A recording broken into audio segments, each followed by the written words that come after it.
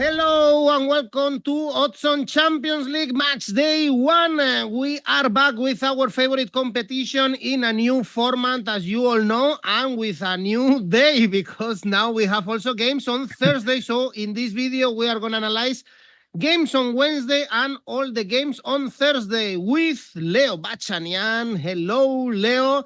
And hello, with Edu. Alvaro Romeo.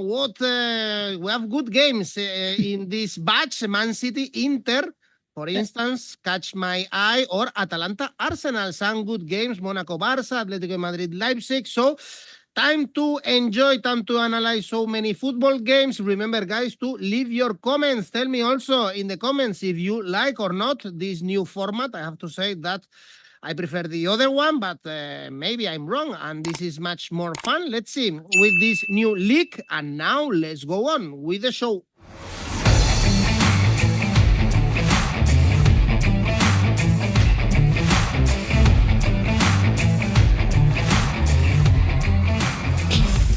Because, as you all know, we have every team is going to play 8 games, 4 at home, 4 away, and against different teams. So it depends on the draw if you are lucky or not to have good teams to play against, or very strong opposition. For instance, Brugge start with a strong opposition. The first game is Brugge Borussia Dortmund, the runners-up of last season, with a change on the bench. So we have now 𝗀𝗏 Sahin, also no 𝐬𝐭𝐴. We have seen some changes with 𝐬𝐵RACI up front, but a good start overall, I would say, Leo, for Borussia Dortmund with 𝗀𝗏 Sahin, 7 points in the Bundesliga. Brugge, top of the Belgian league. I guess you remember, Leo, that they surprised us 2 seasons ago, qualifying for the last 16 round.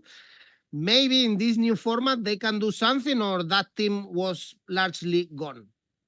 And look, and also they reached the semifinals of the Conference League as well as last season. And to be honest, Edu, the best assessment, I think, that what they should expect has been delivered by the chairman once the draw was done, because he said, okay, we're going to face Dortmund, Milan, Manchester City. And he said, mathematically speaking, we need to reach, or we must pick up 8 points to be in the last 24.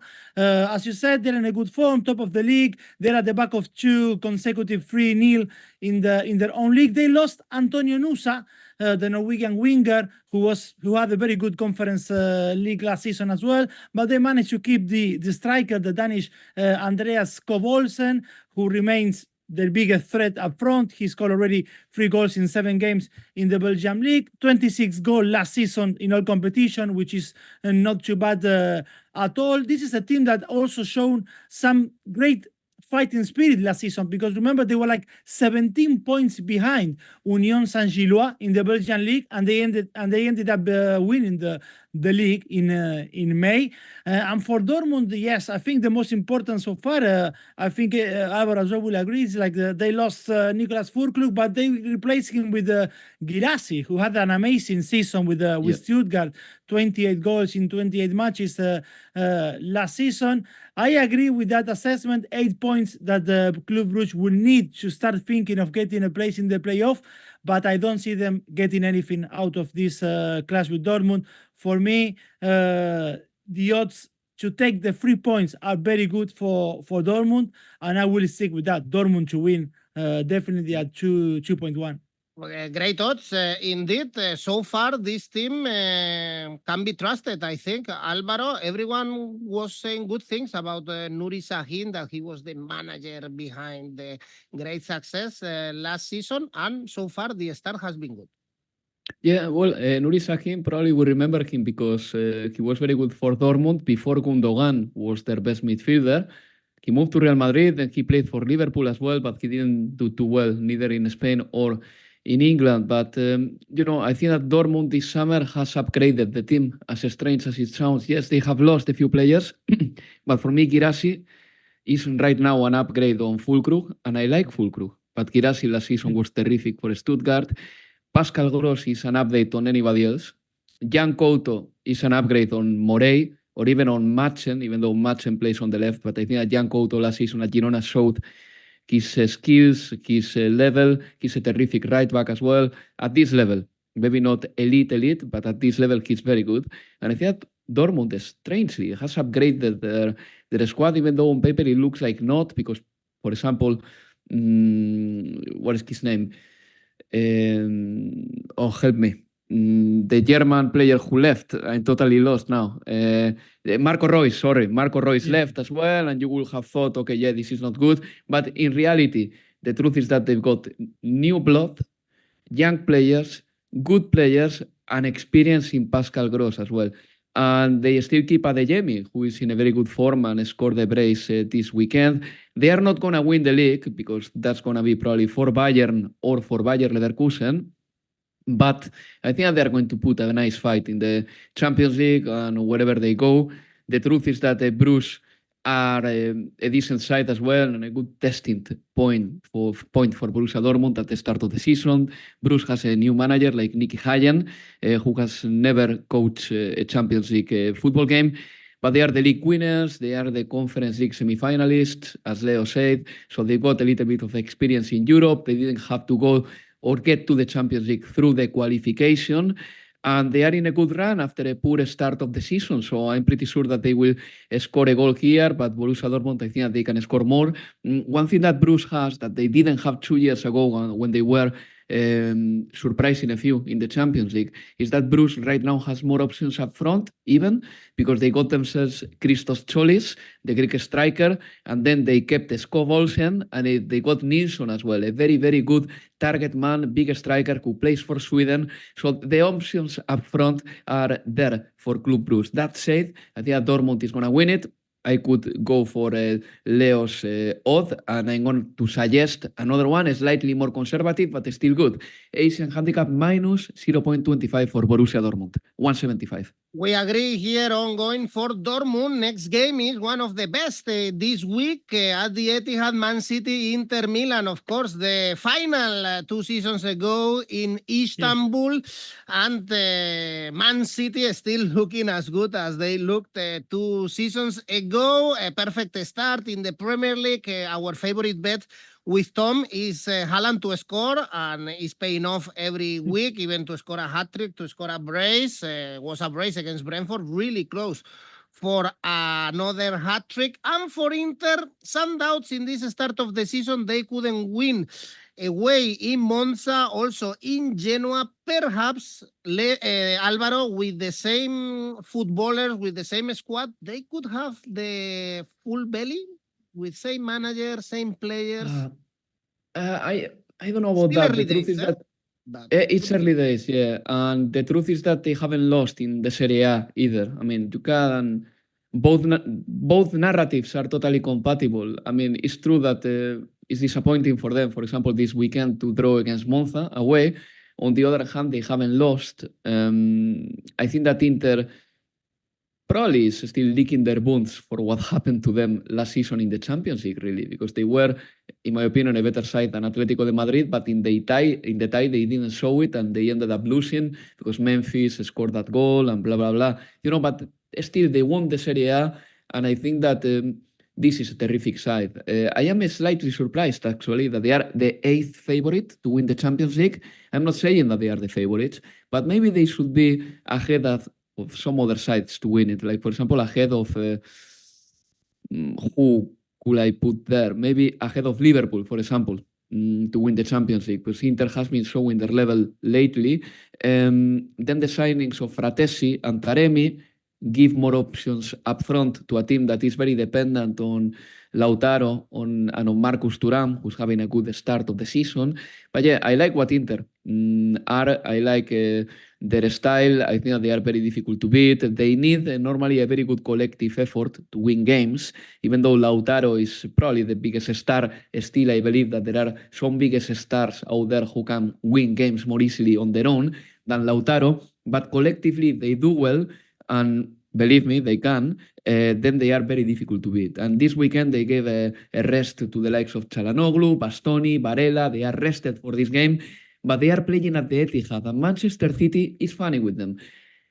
They are not catching my eye because they are playing very well. In fact, the first 20 minutes against Brentford, I think that Brentford dominated that. And Brentford was very good against them, but there is a sense of inevitability in Manchester City. They are the Premier League leaders already, and they haven't been particularly brilliant.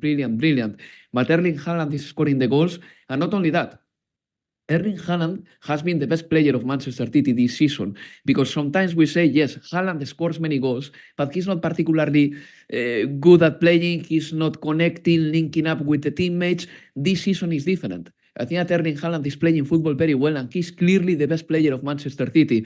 All that together with Rodri coming back, as he came back against Brentford, and Foden and Bernardo being rested in the weekend, so likely to start, makes me think that Manchester City can be a slightly favorite. But still, I'm gonna help out Inter a little bit with a positive Asian handicap of plus 1.5. That pays 1.6. Otherwise, Haaland to score 1.8, considering that he's scoring many, will be my favorite bet here. I'm not saying that Inter is already suffering for full belly, but it could be a risk for this season, not because of the 2 away games that they drew. Leo, you see also Man City this favorite. It's impossible, I guess, to bet against Man City in their home, in their stadium. Yes, they are. They are definitely are. And as Alvaro said, is what is going to come next if so far Haaland, not just the goal scorer of the team, but also the best player in the season in the Premier League. So basically, we still need to wait the best from Foden, from 𝐬𝐭𝐴𝐵, who's still having anyway a good start. Bernardo, De Bruyne is just too much firepower. And then on Saturday, I think we saw how much control they have when Rodri and also 𝐵𝗲𝗏 is playing. Actually, that's why I believe after a rough start against Brentford second half, they put things, they calmed the things a little bit down with Rodri and with 𝐵𝗲𝗏 on the team, and for sure they're going to start against Inter. When Alvaro was mentioning Lautaro, I was thinking, yes, it's true that he's been the goal scorer of Serie A last season, 24 goals. He scored 20 or more goals in the last 3 seasons. But I had the feeling with Lautaro that he's still missing a great European night in the Champions League with Inter. Actually, when I think of a great European night for Lautaro, I need to go back to the Europe League semi-finals, pandemic time, 2020, against Shakhtar Donetsk. He scored a brace that night. Lukaku, I think, scored as well. Inter won 5-0, and they qualified, and they went into the final, which then they lost against Sevilla. But in the Champions League, Lautaro is still is missing that night, which everyone is going to remember. But it's good that this season, anyway, they add as well Taremi. Of course, they still have Thuram. Taremi, which might look a bit of an outcast, but let's remember he scored 7 in the last 14 games in European competition that he played with Porto. He scored 7 times. So that's, I believe, enough firepower, yes, to travel to the Etihad. I will go in this instance with Haaland to score anytime. It seems pretty good. 1.83 for Haaland to score anytime on this one. Okay, and another game on Wednesday, a good one, is PSG Girona. Girona was the surprise of last season La Liga, even fighting for the title until February, January, more or less. But the best players left. Savinho, for instance, now playing for Man City. 𝗏𝗏, we saw him scoring his first goal in Serie A with Roma. And they are suffering in La Liga, for instance, conceded 4 against Barça on Sunday, and PSG, they are on fire, Leo. It looks like Luis Enrique is ensembling the pieces without Mbappé, even better with Barcola, with Dembélé shining. So that's why the odds are 1.4, 1.5 for PSG to win. Yes, absolutely. And to be honest, after the years of Mbappe, after the years of Neymar, Messi, this PSG is a more terrestrial team. You will say something which makes them even a better team, I think. These are still early days, but I have the growing feeling that Luis Enrique is cooking something that could go even one step further than last season when they reached the semi-finals. In Ligue 1 this season, they're going to be benefited of having Olympique Marseille as a real contender for the league. That internal competition, which they lacked for many years in France, should prepare them even better for Europe. The problem they have at the moment is that of many players injured, Vitinha, Zaire-Emery, Gonzalo Ramos, Lucas Hernandez. But then in Fabian Ruiz, they have one of the best midfielders in the world. at the moment. I haven't seen much of 𝐬𝐭𝐚𝐲 yet, but everyone says he's one for the future. And then Barcola and Dembélé, as you said, they're in great form for club and for country. And a depleted Girona, which Alvaro know much better than me, is going to have a long night in Paris, I believe. So for me here, PSG Asian handicap -1, odds of 2.15, and also first half goals over 1.5, odds similar odds of 2.2. Because Alvaro, Girona, they suffered against the two big teams that they faced this season, against Atlético and against Barcelona. They didn't exist and even conceded the goals. Imagine the first goal conceded against Barcelona is something you cannot do in football. Well, but let me cut some slack for them. I think that Girona are going to surprise a few in the Champions League because their style is non-negotiable, and in La Liga sometimes they look a little bit naive. I remember, for example, Lamine Yamal's goal yesterday. David Lopez just lost the ball after Lamine Yamal pressurized him, and Girona ended up conceding one goal like this. Look, Girona is a team that is going to take risks, and those risks are equally rewarding and penalizing as well for them. So I think that most of their games are going to be both teams to score here in the Champions League. True, they have lost the firepower of 𝐻𝗵𝗵𝐾, and that is not to be forgotten. I don't think that Abel Ruiz will hit the numbers of Arden 𝐻𝗵𝗵𝐾. Alex Garcia, now at Bayer Leverkusen, was their best midfielder by far. And then Savinho was the player who was actually doing all the uncorking work, especially on the wing. He was dribbling, he was getting the ball, he was unseating the opponent, he was getting yellow cards or red cards for the opponent. So, those players are going to be missed this season as well. But at the same time, I think Girona is going to be entertaining. They're going to score goals in the Champions League. They don't protect themselves as much as other teams, like, for example, Paris Saint-Germain. And this is funny because you may think that Luis Enrique and 𝐿𝐵𝐶𝐻, Girona manager, have things in common. But the truth is that when Girona can take a risk, they do. When Paris Saint-Germain can take the risk, they don't. This is a fundamental difference between Luis Enrique and 𝐿𝐵𝐶𝐻 at this stage of their careers. And I believe that Girona are genuinely capable of winning games.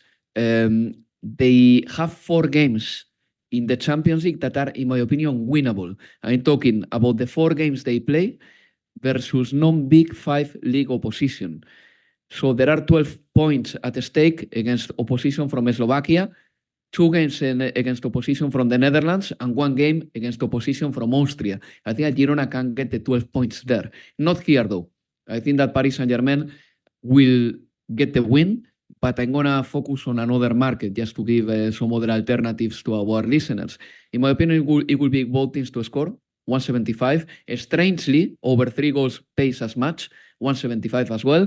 And my third opinion would be Asian handicap plus 1.5 for Girona, 175 as well. All 175. But my favorite, definitely, both teams to score, 175. And I am really looking forward to seeing Paris Saint-Germain playing without Kylian Mbappé, because I believe that last season they learned how to do that, but now they have to prove it in Europe.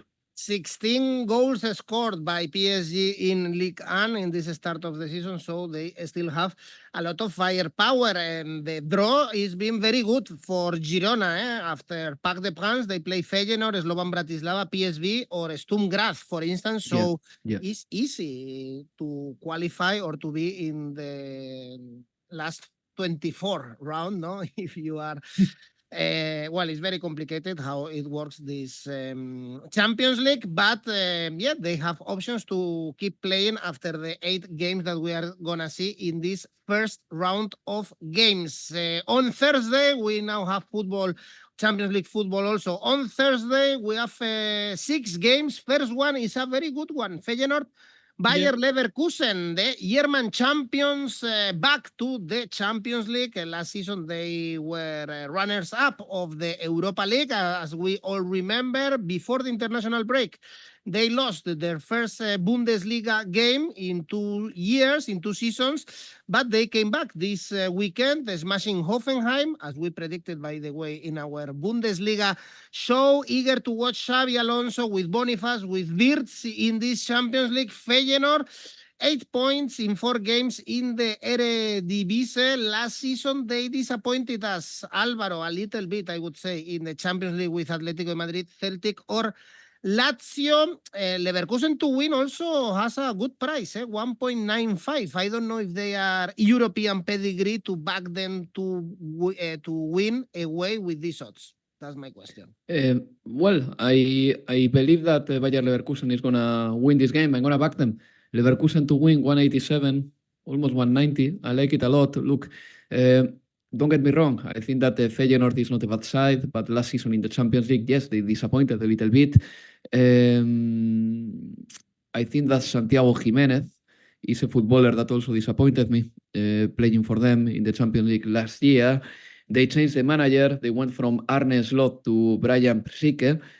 We still have to see how this manager does. Feyenoord is 6th in the Eredivisie. There is still time to make amendments, of course. But they got 3 draws and 1 win in the league. This is a little bit concerning when Bayer Leverkusen visits you. And I was looking at their numbers. They have conceded 3 equalizers in the final 10 minutes of their games. So it's like they don't get switched on until the 90th minute or the last minute of the game, but they disconnect too early. And against Bayer Leverkusen, you cannot do that because obviously they can punish you. With Leverkusen, of course, there was always going to be a little bit of a sense of disappointment if they didn't get their treble, no? Because at the end they didn't win the Europa League. They started this season a little bit less brightly than last season, but I still believe that they are a hell of a team, a terrific team. They are not that deflated, not at all. They are back to winning ways, and this weekend Boniface and 𝐻𝐵𝗍𝒃 scored their goals. No big players are gone in Bayer Leverkusen, as far as I remember, really. And I'm going to back them. I think that they are a better side than Feyenoord, and they will probably put a good fight in the Bundesliga. Leverkusen to win 187. And perhaps, Leo, we can add odds to the equation? To be honest, for me, is the one to look after by Leverkusen to win, because Alvaro was mentioned before, like in this Champions League, new format we're gonna encounter, and I agree, a lot of game with both teams to score, and this one could be one of the, is when you look at the fixture, is one of those where you think, oh yes, in here both teams to score, but definitely the odds are very low for both teams to score. Yes, in this instance, 1.57. So I think the preferable odds are with the Bayer Leverkusen to win. Although yes, Feyenoord can score. Yes, Santi Jiménez last season wasn't his best, but he can still become a threat up front. Actually, last season was a general disappointment, I believe, for Feyenoord. Because they could not retain the title, they were out of the European League in the last 16. The good thing for them is at least they're not going to encounter Roma this season, because Roma eliminated them 3 seasons in a row in Europe, always. So at least that's good for them. We will see what is this new era after Arne Slot has gone and Brian Priske came in. They managed by Leverkusen to keep Jonathan Tah, Florian Wirtz, which is massive. To keep those players, which has been great for you, knowing that Bayern Munich always going to pick them out from you, that's massive for Leverkusen. And then Alex Garcia is slowly getting minutes, and he's going to be very important for Xabi Alonso, because Ezequiel Palacios keeps suffering to keep himself fit for long periods of time. So he can be very, very important during the season. Bayer Leverkusen to win, no doubts here, Edu. Well, if you also fancy the over market for this game, over 3 goals is 1.95. Of course, the bookies, as Leo said, expect both teams to score and over. Less fancies the next game, Red Star Belgrade, Benfica. Red Star beat Bodo Glimt in the playoff. We saw them last season in the Champions League, and they couldn't win any single game, conceded plenty of goals, even with young boys in their group. And Benfica, 10 points in the Portuguese league. Leo, I guess you enjoyed Ángel Di María still scoring for them this weekend. Yes, and also he's got a beauty, and I can recommend his new documentary on Netflix, breaking the wall. So a good weekend for Di Maria, because that documentary in Netflix is #1 in Argentina, and he's scored. So everything is good for him. He's 37 and still doing absolutely. One question, Leo. Yeah. That's key, because in every time they show an Argentinian on television, he's either having an asado or having some mate. Do they show him doing any of those? Absolutely. You're gonna Of get course. asado and you get mate as well. Lovely. Yes. I think anyway, for some of them it's a bit of a show off, because sometimes it's 40 degrees there on the swimming pool and they still drink sipping mate. That's not true for anyone in Argentina, believe me. They have Okay, the so beer that's- hidden somewhere. Yeah. Of Come course. on. Yeah, possibly. But yeah, his documentary is good. I mean, they are favorites here. I agree with that, but I wouldn't write off Restart Belgrade. I know it's the Serbian champions, like historically, they build a reputation for their home performances, especially, I believe, because of the passionate supporters they have in the stadium, which often looks or feels like a cauldron of noise. But at the end of the day, as you mentioned, Edu, when you go to the data, they are not that strong at home anyway, because last season, yes, they lost to Leipzig, they lost to City, which is understandably, but then they drew with young boys. Yes, it's true, with Bodo Glimt, they done well at home, actually winning the tie, the playoff at home, winning 2-0. But looking at their fixtures, and you see that they're going to travel. Yes, they're going to travel to Italy to face Inter. They're going to travel to Italy to play Milan. They need to play Barcelona, but then they're going to play Stuttgart, Young Boys, Monaco, PSV. So maybe it's not so far-fetched for them to think of those 8 points that we were talking about before with Club Brugge. They have some Brazilian flair to their attack this season, with Bruno Duarte, who scored 13 goals for Farense in Portugal. So basically, I believe Nicolás Otamendi and Antonio Silva, the Benfica center-backs, know him very well. The start of the season for Benfica haven't been very good. They lost to Famalicão. They draw with the Moreirense. They won by 1 goal margin against Estrela de Amadora. So those are not giants in the Portuguese league. So all in all, I will point to Red Star Belgrade double chance. 1.95 sounds good to me. Well, Benfica has been a huge flop also in Champions League recently, Alvaro. Yeah, last season, then 2 seasons ago, they were good, but that was the time when they had Enzo Fernandez, and I believe that he left in the middle of the season. But anyway, I'm gonna go for something totally different to what Leo said. I'm gonna go for Benfica to win here, just for one reason. I think that the Red Star Belgrade, they are fine when they play in their league at home. They are more than fine. They are very good. And they also knocked out Bodo Glimt in the previous qualifying rounds. But then when they encounter proper European opposition, even at home, they tend to suffer. Last season, as Leo said, Young Boys got a draw here. Then to the fits with Manchester City playing with plenty of academy footballers as well. They managed to win in Serbia. Paris, Tottenham, Bayern over the last 5 years have visited this ground, and between these 3 sides they have scored 14 goals against Red Star. Obviously Benfica doesn't have the level of Bayern or Paris, but still maybe this is the moment for Benfica to wake up. Benfica, by the way, had a bad start of the season. I mean, they haven't won away yet. They haven't won away for a while, since April, even though there was a summer in between. Then a footballer who was, in my opinion, probably the most recognizable bowler of this team, apart from Di Maria, Rafa Silva, left, but 𝐿𝐿𝐿𝐿 arrived, and I really rate 𝐿𝐿𝐿𝐿. I think that his pressing and his workload is really good, and he can still score goals. But, you know, still there are players to step up for Benfica. For example, no player in the team has scored more than 1 goal in the league, and they are 5th in the league. And the manager, Bruno Lage, who was the manager of Wolverhampton Wanderers, is not a man that left any convincing footprint in the Premier League during his stint. But all that said, since Benfica has better footballers and maybe the Champions League can be the catalyzer for them, I'm going to go for Benfica to win it here, 191. But don't expect me to use this game in an ACCA or something like this because I want to wait and see.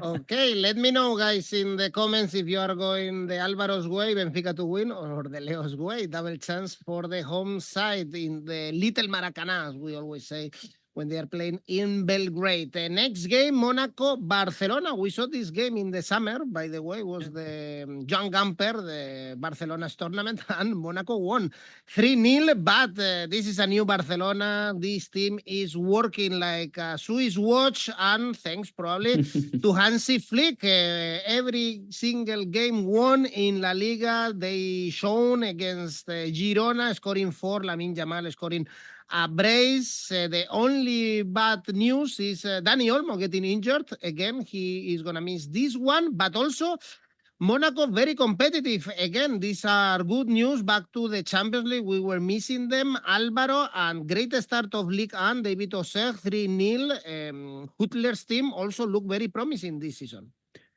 Well, and they beat Saint-Etienne and they beat Lyon as well, away. So, that's quite something already. And this summer they have made a decent investment as well. They got themselves, 𝐬𝐭𝐚𝐲, not my favorite footballer, but still they paid over 10 million for him. Don't ask Tom Rennie about 𝐬𝐭𝐚𝐲, by the way, because he will do a show based on this footballer on his own. But, they got Jordan Teze, who was a good footballer for PSV Eindhoven. They've got Lamine Camara from Toulouse. They invested 16 million for 𝐬𝐭𝐚𝐲, who comes from Royal Antwerp as well. So they have spent in total almost around 60 million this summer. And yes, they have lost a few players. Probably the most remarkable loss has been Youssouf Fofana to AC Milan, and then Ben Yedder, who wasn't released. But, the team is working. I think that the fact that they are third in the league and still unbeaten points you in the direction of a good side, coached by Adi Huttler, by the way. But still, maybe the news of the 5 big leagues so far has been Barcelona.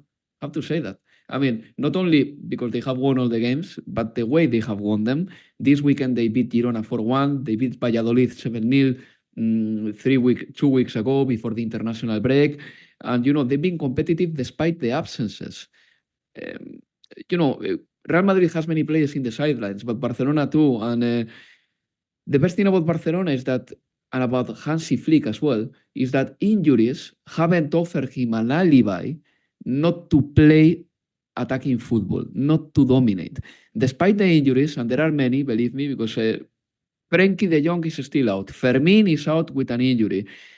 Dani Olmo, the most important player of Barcelona at the start of the season, is going to be out for this game, most probably. Gavi has been out for a year. Araujo is not coming back until December. Christensen is still out.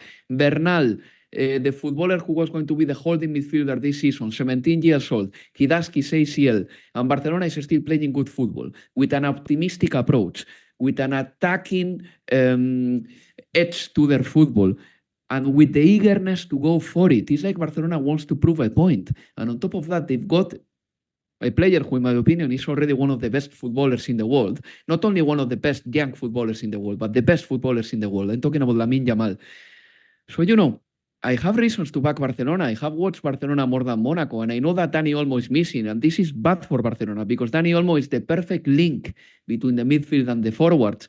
But still, Barcelona to win 183, based on what I have seen at the start of the season, is something that they have to go for. Barcelona to win 183. If you want to spice it up, and I believe that there will be goals in this game, Barcelona to win and over 1.5 goals in this game pays 2.1, meaning that I'm not backing a 1-0 victory by Barcelona. It can be a 2-1, 3-2, 3-1, whatever, but I think there will be more than one goal. Actually, one of the best things of this Barcelona, Leo, is the eagerness of scoring another goal. They don't just score and sit back, but they are like a hammer going for another goal, another goal, another goal. Yeah, and to be honest, look, I don't want to get carried away. I was thinking today of coming to the show with the Barca's t-shirt, to be honest. But it's okay. I don't want to get... Luckily, you didn't do it out of respect for the... Out of respect, you're going to like this one, Leo. Oh, yes. Thank you. Thanks a lot. Out of respect for the host, I hope you don't do it. But if we needed something, I mean, if really we needed something to confirm that Xavi Hernandez was not Pep Guardiola 2.0, is what Flick is doing. I mean, because it's the same players, bar Dani Olmo. And I haven't watched Barca's minutes, all the Barca's minutes this season, but my perception is of a team that without so many of those positional corsets that Xavi was implementing on them. This is a more functional than positional team because Lamine can be open, Lamine has freedom to move inside, others can come close and build societies in the pitch. It reminds me a little bit to what Carleto Ancelotti's freedom gives to his player in Real Madrid. And I know that for some coaches, control and structure is everything, but sometimes players need to build confidence, and to do that, you need to allow them to express themselves. So I believe Hansi Flick is touching that human side apart from the footballing side, and the team is gelling, and it's very interesting and beautiful to see them play so far. And for Monaco, yes, they lost Ben Yedder. The attack now is for Embolo and Balogun. Denis Zakaria at the base of the midfield is doing well. He scored on the weekend against Auxerre. They count 3 wins in 4 matches in Ligue 1. Alexander Golovin, the Russian player, returned, who is beloved by the Monaco fans, returned on the weekend as well. So my view is Monaco has a very good team, interesting team, and they definitely going to secure a place in the playoff. They're going to be between the 9th and the 24th team of this new format of the Champions League. They have a talented squad, and this one should provide for one of the best games in Matchday 1, no doubt. I absolutely agree. The odds for Barcelona to win are very, very, very good. I will be pointing as well to second half goals over 1.5, odds of 1.80. Goals in this fixture, that's for sure. The schedule is so easy for Monaco, by the way. They play next Dinamo Zagreb, Red Star, Bologna, Benfica. It looks more like Europa League than Champions League. They were very lucky in the draw. Next game, also a really, really good one. One of the best games we are going to see. Atalanta, Europa League champions. They won at the weekend a great game, 3-2 against Fiorentina. We saw Lookman giving assists, scoring. Retegui also, I'm sure Leo Bachanian knows a lot about Retegui, scoring a header. And Arsenal, we saw Arteta very happy after winning the North London derby. It was not a flashy performance, Leo, but no. It was difficult with all the absentees, winning with Gabriel scoring from a corner kick, a header. What do you expect? This Atalanta-Arsenal is very, very interesting.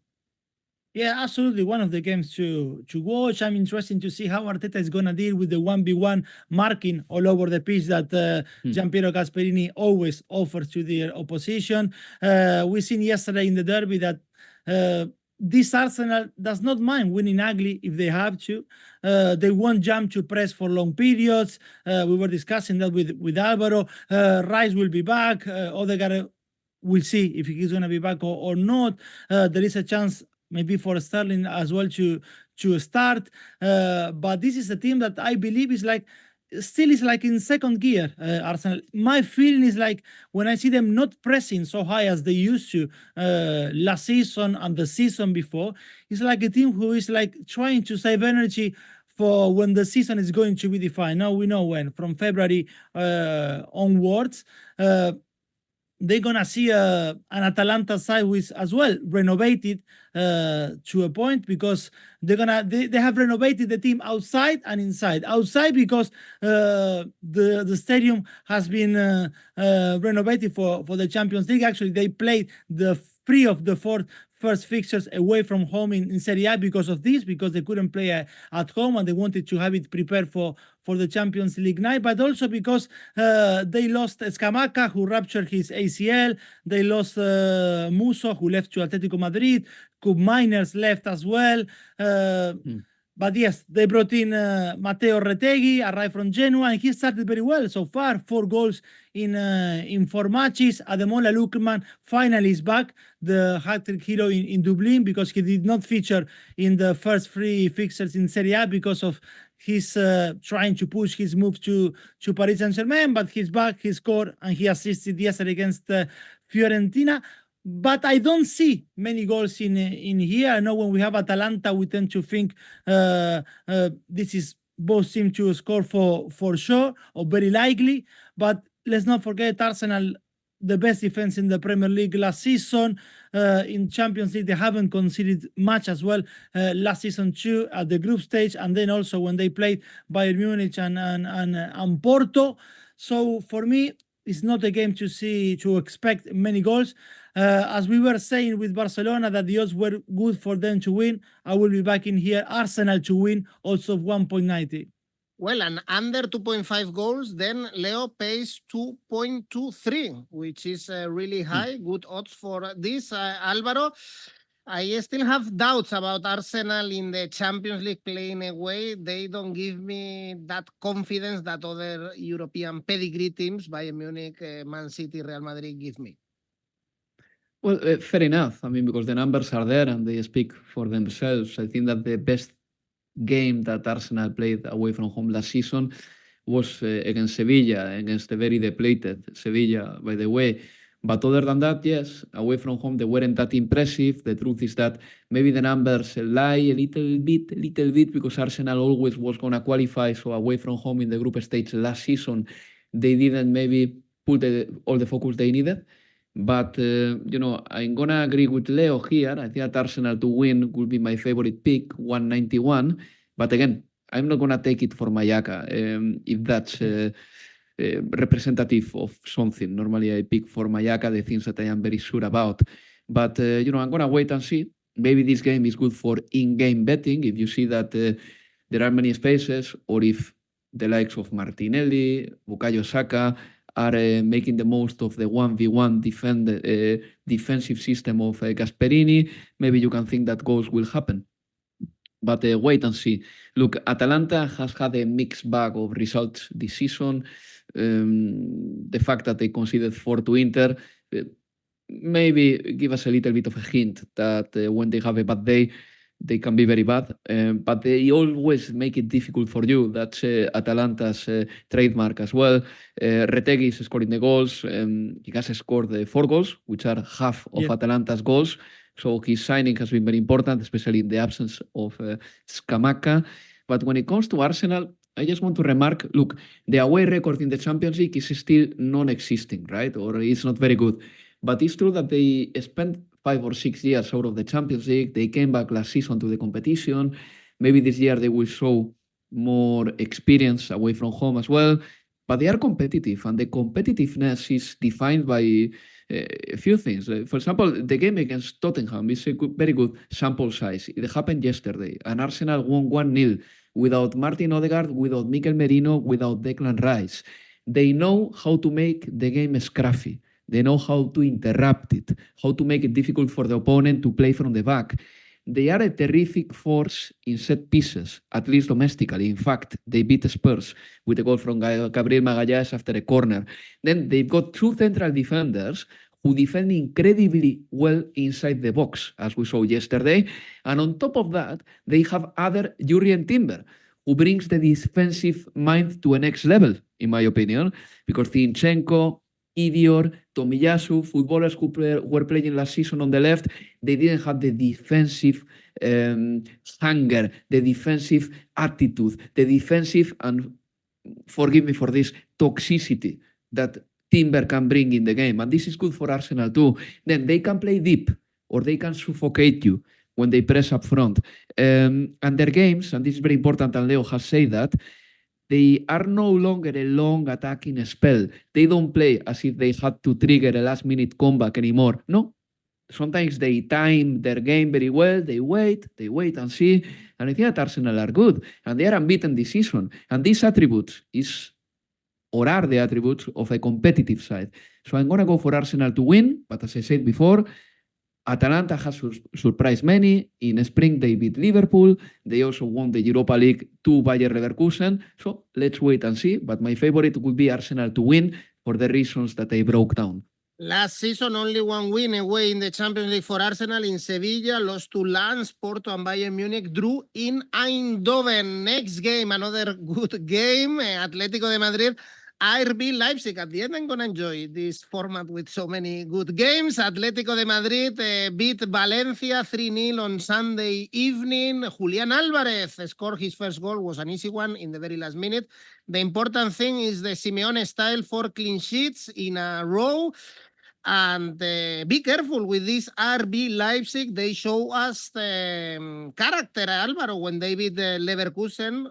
They were 2-0 down and they ended up beating them 3-2 with 𝐿𝐵𝐴 scoring a brace. But then this weekend they drew with Union Berlin. RB Leipzig, one of the teams that have a really tough schedule in this Champions League. They play Juve, Liverpool, Inter, and now in the Metropolitano. It's so difficult to get points from here. It is, and one thing about Leipzig, a few years ago, I thought that their growth was going to be exponential and linear, that they will keep on growing and growing and growing to establish themselves, not at the level of Manchester City or Real Madrid, but maybe in the second step. And I don't know if that's going to happen eventually. I really don't know if that's going to happen. I like them. They've got a really nice attacking flair about them. They drew 0-0 in the weekend, yes, but that was an oddity. It was the first 0-0 that they suffered, if that's the verb, in 2024 in their home ground. And, generally speaking, they've got the players that we know. They attack. 𝐿𝐴𝐧𝐵, Simons, Openda played in the weekend up front. Strange that they didn't score. And their style is nice. They are going to probably qualify for the Champions League again and again and again, but I don't know if they are ready to take it to the next level as Atletico has done this summer. Because last summer I was listening to a Spanish talk show in the radio after the win of Atlético de Madrid, and they were talking about how good Atlético de Madrid could win if they had a different manager. Because yes, they are winning, but maybe they are not impressing. But Simeone couldn't care less. And personally, I couldn't care less either. Atlético de Madrid should be feeling very positive about what they have. I mean, it's a good moment for them. They had one of the best summers that I can remember. They have improved the team a lot. The options up front are there because you have Griezmann, their best footballer probably. Julián Álvarez scored his first goal. Sorloth, he gives you the option of playing long to him or playing crosses to the box. Then you have Correa to play the last minutes of the game. And you keep on adding footballers, and Simeone has many options. And even last season, Atletico had, I think there was 12 players over 30. But the signings, also Conor Gallagher, who scored in the weekend, are bringing Atletico the energy that was gone. Atletico last season didn't have any energy. Only Marcos Llorente and Samuel Lino were footballers that you will say, yes, these guys are apt for it. They can actually win a physical duel against anybody. Right now, with Gallagher, with Julián, with Sorloth, with Lenormand, Atletico suddenly has reinvigorated themselves. And if Simeone wants to play the way he wants to play, he needs players with this high-octane, high level and a workload. So I'm going to back Atletico here because I think that they are in a good moment. Not easy against Leipzig. I remember that they eliminated Atletico in 2020 in the Champions League, in the quarterfinals. But still, Atletico to win, 186. Atletico Madrid supporters, I guess, still have nightmares with Leipzig because they thought they were going to reach the final or the later stages of this pandemic Champions League, and they ended up losing to RB Leipzig. Leo, how do you see this one? There you go. Yeah. Now, sorry, guys. Yeah, I was listening to Alvaro, and when it comes to Atletico, I had the feeling that last night we could see it even clearer that that Simeone has found like a balance in midfield. I had the feeling because he can now field, yes, 𝐿𝐴𝐭𝐽 and De Paul, but next to them you have Gallagher, Llorente, and Lino who are going to chase everything that comes close to them. No, so he has that energy that was needed in that part of the pitch. Definitely. Then to have Julián scoring yesterday, even if it was an ugly goal, is good. It still counts one, and I think he really needed that for his own confidence. Leipzig, I agree with that, but I don't see them like making that next step that we were like expecting from them in the last few years, so after they reached that semi-final of the Champions League in 2020. Yes, for this season they managed to keep 𝐬𝐵I Simmons in the club. He could have gone anywhere he wanted, this 21 years old. He could have stayed in Germany and go to Bayern Munich, who were chasing him. He could have gone to go outside of the Bundesliga, but he decided to stay, to have control of his career, and that's great news for Leipzig. He didn't have a great game on the weekend anyway, Simmons. Overall, Leipzig didn't have a great game. They could have won anyway against Union Berlin because Openda missed a penalty in the 70th minute. But they added Antonio Nusa, this winger which we mentioned before with Club Brugge. They still have like in the mix Benjamin Sesko, Lois Openda, Haidara, David Ramo on the left. So they're competitive. I think we're gonna see like tactically they're gonna mirror themselves because they both prefer the 3-5-2, Simeone and also Marco Rose. So I had the feeling it's gonna be like a cagey game at least at the start, at least for the first 45 minutes. So my tip in this Atlético Madrid Leipzig first half draw, odds of 2.38. All right, and one more game. Let's go quick on this one. Brest, Sturm Graz. We haven't seen Sturm Graz in the Champions League since 2001. A long time. They always get eliminated in the playoffs. And for Brest, is their first experience in the Champions League. They were great last season in Ligue 1, was the big surprise of the French league. But this season they had a harsh start. Leo, also they had a tough schedule, we have to say. Yes, and this is uncharted territory for Brest, Edu. They are one of the only two clubs alongside Girona in this Champions League that is going to feature in a UEFA competition for the very first time. The starting Ligue 1 has been wobbly so far. Yes, just 1 point in their opening 4 matches. On the weekend, they lost against PSG, although they managed to control PSG attacks or waves in the first half, more or less in a good way, until Dembélé said, okay, this is enough, and he scored the second one. But look, the Brest is not a team that scores a lot, just 53 goals last season. Rennes, who finished 10th in Ligue 1, scored the same amount of goals, and Brest finished 3rd in the Ligue 1, but they had the second best defensive record in the league behind PSG. And on Saturday again against Luis Enrique's team, they navigate that initial storm very, very well. That's why in this one I'm gonna be pointing to a Brest clean sheet, odds of 2.5. Okay, one win this season against Saint Etienne, 4-0 with a clean sheet. Alvaro? Yeah, very quickly. Brest is a side that hasn't invested a lot of money this summer despite qualifying for the Champions League. They are in a bad run. I mean, they have lost 3 times already in the league, conceding 10 goals in the process. Then when it comes to Sturm Graz, no experience in the Champions League. It's good for them to be there, of course. They topped their league and they got the domestic double last season. They haven't played the game since the 31st of August, by the way, because their weekend meeting with Austria Vienna was postponed due to bad weather. But this is a pass. I think that I'm going to go for a pass. I wouldn't put my money here because I don't know enough about these sides. And I want to see how Brest does because they don't score many goals. And if Sturm Graz prepares a very defensive game, maybe we will be in front of a 0-0 game. Pass of watching, pass of betting for this one. I remember Sturm Graz when they were playing in the Arnold Schwarzenegger when they were back in the Champions League. I remember Real Madrid playing there in that stadium. Now it's called the Mercur Arena. Let's finish the video, guys. Leo, safe bet. PSG Girona first half goals over 0.5, 1.3. Alvaro? I like it. I'm going to go for the same game. PSG Girona over 2.5 goals, 152. Alvaro, your safe bet was correct this weekend. Your ACCA was and my correct. ACCA. Both, yeah. Sevilla and Betis to win. I didn't believe in Sevilla, I must say, but you were correct. Your new ACCA? It will be Leverkusen to win and Barcelona to win. Altogether, 342. Okay, staying with the doubles. Leo? I have 3 Feyenoord Bayer Leverkusen goals over 2.5. PSG Asian handicap minus 1.5. Monaco Barcelona goals over 2.5, 5.36. Okay, a lot of knowledge, a lot of games, a lot of entertainment this weekend or this week in the Champions League. Thanks, Alvaro. Thanks, Leo. Bye-bye. Bye, guys. Thank you. Bye bye.